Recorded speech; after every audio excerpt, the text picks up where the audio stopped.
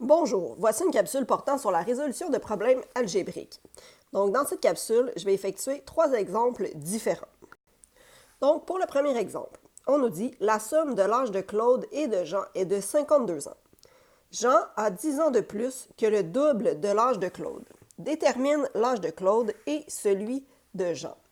Donc, la première chose à faire lorsqu'on va avoir un problème à résoudre de façon algébrique, c'est de déterminer quels sont les inconnus et quel est le total que l'on retrouve dans notre problème, puisque le total va toujours nous servir à créer une équation. Donc, la première chose qu'on croise dans ce problème-là, c'est que la somme de l'âge de Claude et de Jean est de 52 ans. Donc, ceci, c'est le total. Donc, mon total va me servir à créer mon équation. Par la suite, on nous dit que Jean a 10 ans de plus que le double de l'âge de Claude. Donc, on a 2 personnes ici. On s'intéresse à leurs âges. Donc, la question nous le dit tout simplement, on cherche l'âge de Claude et l'âge de Jean. Donc, dans mes inconnus, je vais écrire que je cherche l'âge. Je cherche l'âge de Jean et l'âge de Claude. Donc, il va falloir déterminer laquelle des 2 personnes va être représentée par mon inconnu. On pourrait prendre n'importe quelle variable. On utilise X habituellement par habitude, mais on peut prendre vraiment n'importe quelle lettre. Puis, on veut déterminer est-ce que c'est Jean ou c'est Claude qui est X. Donc, pour ce faire, on va prendre la personne de qui on a le moins d'informations. Comme on dit que Jean a 10 ans de plus que le double de l'âge de Claude, bien ici, on se fie sur Claude pour avoir l'âge de Jean. Je vais donc mettre pour Claude la variable X. Et pour Jean, on dit donc 10 ans de plus, ce qui veut dire que je veux faire plus 10 à quelque chose.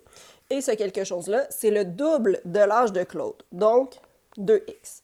Donc, Claude est représenté par x pour son âge, l'âge de Jean, 2x plus 10. Par la suite, je vais vouloir créer une équation afin de trouver la valeur de x. L'équation va toujours se créer avec le total. Donc, ici, on nous dit qu'au total, les 2 âges, c'est 52 ans. Ce qui veut dire que l'âge de Claude plus l'âge de Jean, ça donne 52 ans. Donc, cette phrase-là, c'est pas obligé de l'écrire dans votre démarche. C'est vraiment ici pour illustrer ce qu'on veut faire. Claude, on a dit qu'il a X années. Et Jean, il a 2X plus 10. Donc, à partir de là, on a une équation. Tout ce qu'il nous reste à faire, c'est de simplifier et trouver donc la résolution. Donc, dans un premier temps, j'ai 2 termes semblables. Donc, X plus 2X, ça donne 3X. Le plus 10 reste là, égale 52. Par la suite, je vais faire moins 10 de chaque côté. J'ai donc 3x qui est égal à 42. Et on va diviser par 3 de chaque côté, ce qui me permet de trouver, donc je manque un petit peu d'espace, je vais venir le faire à côté, que x est égal à 14. Donc, ce que je vais vouloir faire par la suite, c'est une substitution. Donc, vous pouvez travailler en colonne comme c'est fait à l'écran ou un en dessous de l'autre. Si on travaille un en dessous de l'autre, il faudra réécrire à ce moment-là.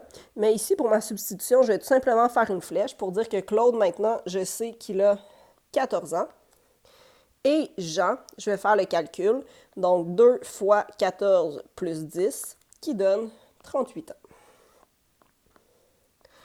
Par la suite, on va vouloir valider si notre réponse est bonne. Donc, on va repartir du contexte et on nous disait que lorsqu'on faisait la somme de leurs âges, ça donnait 52. Donc, ce que je vais faire 14 plus 38 et je vais m'assurer que ça donne bel et bien 52 ans, ce qui est le cas ici. Donc, Claude a 14 ans et Jean a 38 ans. Donc, dans un premier temps, j'identifie les inconnus, je crée une équation et je la résous.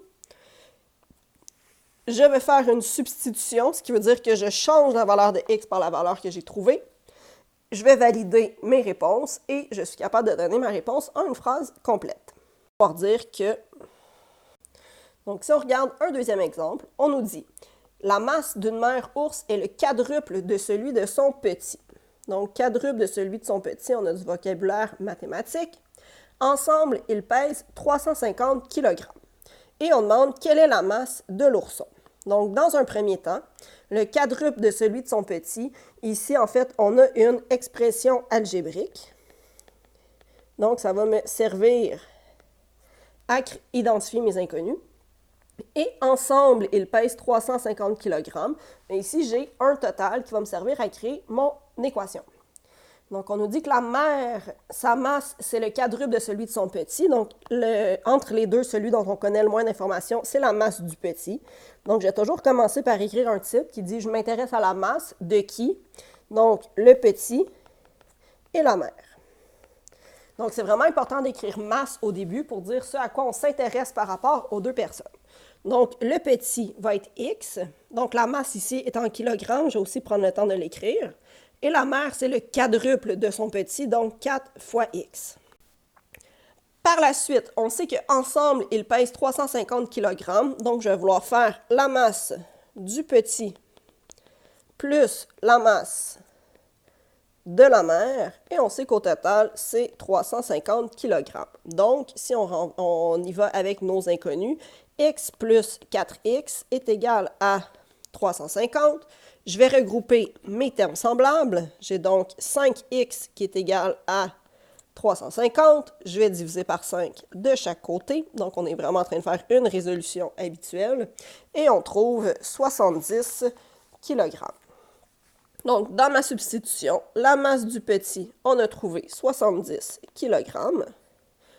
Et la masse de la mère, donc 4 fois 70, qui donne 280 kg. Je vais valider. On disait qu'au total, ça doit être 350. Donc, 70 plus 280, ça donne bel et bien 350 kg. Je peux donc dire que le petit a une masse de 70 kg et la mère de 280 kg. Finalement, le dernier problème, donc on nous dit la longueur d'un terrain rectangulaire est le triple de sa largeur. Le périmètre du terrain mesure 56 mètres. Quelle est la mesure de la largeur et de la longueur? Donc, quand on est dans une situation avec de la géométrie, le conseil que je peux vous donner, c'est toujours de représenter la situation. J'ai donc un terrain rectangulaire. On nous dit la longueur est le triple de la largeur et le périmètre est de 56 mètres. Donc, la première partie, on est dans notre expression algébrique et on a le total qui est le périmètre. Donc, le périmètre, il ne faut pas oublier, c'est la mesure des 4 côtés qu'on va additionner. Donc, ici, on dit la longueur est le triple de la largeur, ce qui veut dire que je vais prendre la largeur, qui va être en mètres, qui va être x, et la longueur, aussi en mètres, qui est le triple de la largeur, donc 3x. Donc, j'ai x et j'ai 3x. Par contre, il ne faut pas oublier notre largeur, on l'a 2 fois, et notre longueur, 2 fois aussi. Donc, quand je vais faire mon équation, on nous parle du périmètre. Je vais donc faire 3x plus x plus 3x plus x est égal à 56 mètres. Vous auriez pu aussi faire 3x plus x, le mettre en parenthèse et multiplier par 2, ou faire 3x fois 2 plus 2 fois x, et on aurait aussi la même chose. Donc, je vais résoudre. J'ai 8x au total, puisque ce sont tous des termes semblables, est égal à 56. Je vais diviser par 8 de chaque côté. Je trouve que x est égal à 7.